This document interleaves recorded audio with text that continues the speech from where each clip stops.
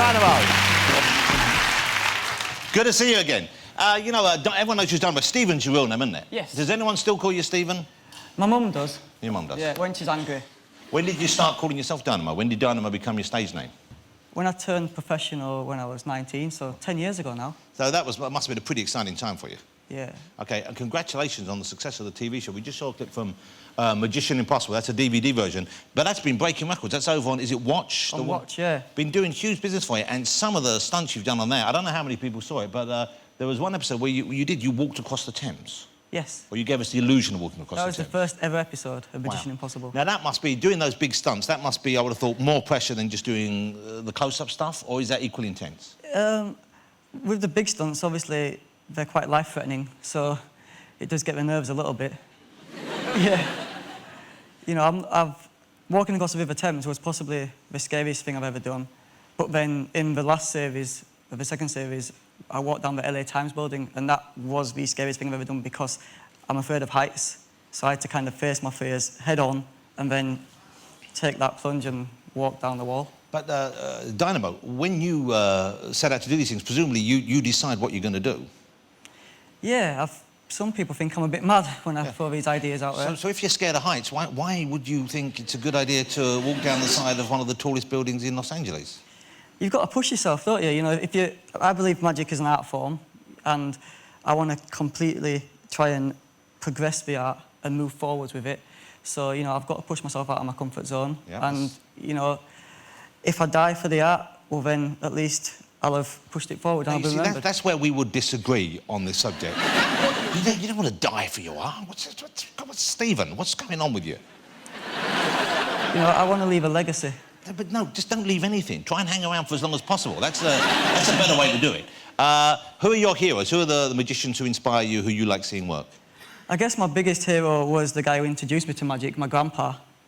He was the first person I ever saw perform, so he's always going to be #1 for me. So he used to do magic? Yeah.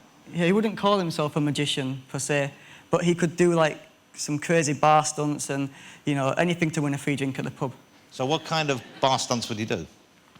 The first thing he ever showed me, he had a green matchbox and a red matchbox. And he had green matches and red ones, and he asked me to place the green ones in the red box and the red ones in the green box. And I don't know how he did it, even to this day. He just snapped his fingers like that, and the matches changed places. Wow. That feeling I got from witnessing that is the reason that I continue to do magic to this day. And, you know, now I've got the ability myself to give that feeling to other people.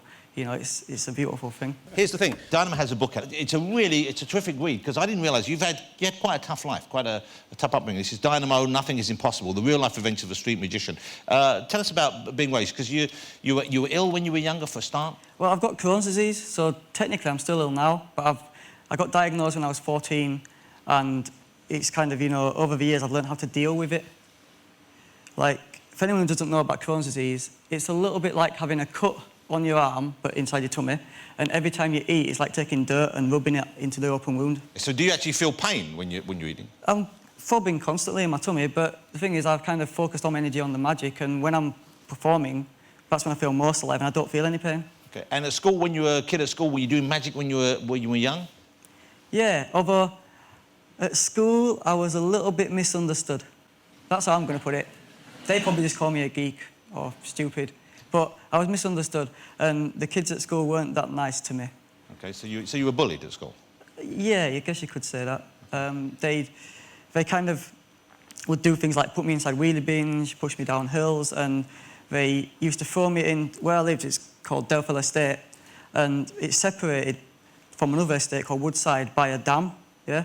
And they used to throw me into the dam, and I always dreamt as a kid that it'd be amazing if I could just walk on the water, which is kind of what inspired me then to later on in my life attempt to walk across the River Thames. So you're kind of walking across that dam from when you were a kid. You're a member of the Magic Circle now, and that's pretty much, you're right in the very heart of the Magic Circle, aren't you? Yeah, I very recently got made a member of the inner Magic Circle. So does that mean that you get to see all the secrets? I mean, you share everything with each other? I know all the secrets anyway, Jonathan. Wow. But yeah, they let me in, and it's all very secretive. You know, we sit around the round table, and you know we discuss lots of crazy things and crazy ideas. Do you get to wear, like, wizard's robes and things like that? Is there a uniform? Can you wear a pointy hat? I leave that to Emma, to be honest. Do you miss the days of wearing your robes, Emma? They're very warm, and this time of year I sort of fancy a cloak.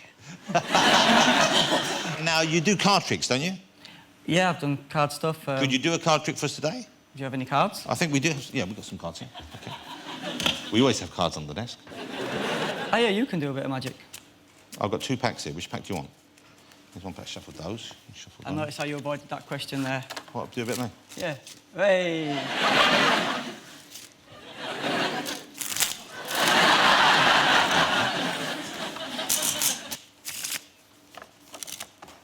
Just reach in and just pull one out. OK, anyone? Anyone you want.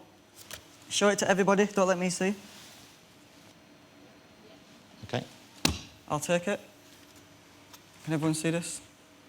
Do this really slowly. I'm going to place it about halfway down. I'll give him a quick shuffle. Does that look fair? Yep, good. In fact, I'll give him a Dynamo shuffle. Like this. Wow. Right.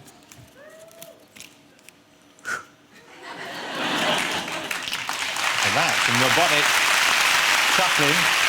So, the card's not on top, is it? No, that's not my card. No? Or the bottom? No, that's not that card. Watch. Wow, that was pretty good, wasn't it? I love seeing that kind of thing. Now you're going to do a trick for this evening. You've got something that you wanted to try out us, and you need me to help. Is that right? Yeah, if you ready. Okay, well, let's do this. Okay. Let's do it. So you've got a copy of my new book there. I've got the book here. Yeah. I'm going to ask you to lock into your mind any page number and a word from that page. So just flick through the book. Okay. So just stop at a page at random. And okay. then lock a word Okay. from that page into your mind. Okay. So the page number. Yep. And the word. Okay. Cool. And then just hold the book like this. Like this. And just wait right there. I've got an envelope here. I'll be back. You're not going to leave, are you? Hello, guys. Yeah, Dynamo. So right here, I've got an envelope. Jack looks like he's loving every second of this. And then we're going to seal this up. And Emma, I want you just to hold on to it like this. Like this? Yeah, just keep it safe. Right, Jonathan, I'm coming back. Okay, come on back. This feels like a lot of responsibility. Dynamo's back. I haven't let go of this. So you've got a word and a page number locked mind. into your mind. Name the page number out loud. If I do that, you'll know it, and then when you repeat it, it won't be anywhere near as impressive. Not that I want to tell you your business. You want to just... OK. Yeah. 228. Open the book to page 228. I just told you that page, though. I mean, just want you to know you're not going to get credit for that. I mean, if that's the trick, it's really not very good. Don't worry, I'll give you credit for it. It's fine. OK, because I told you that. I remember saying it. OK, hold it. So, 2, wow. Hold it, the page is gone now. 228 is gone now. It was here a minute ago, and I didn't let go of it. You're the devil. This is just wrong. What have you done?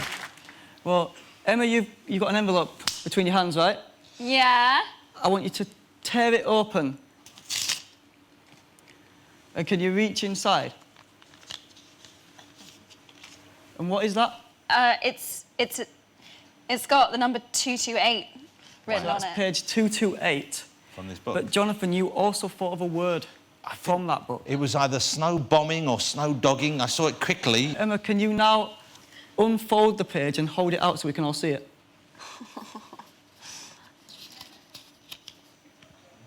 Wow. That was where the word was. That's incredible. That's a great trick. Thank you. I'm assuming it is a trick. It's just what I do. Which is just what I do. What you ruin books? I'm so thrilled. I saw Dynamo performing many years ago, and I wanted to have you on. I invited you on my show pretty early in your career, I guess that was. And it's exciting for me to see you doing so well. And I know how much you appreciate the success you've got, and I know how hard you work at it. So it's genuinely heartening to see you making such progress. It's so lovely to have you here. Ladies and gentlemen, Dynamo. That was great.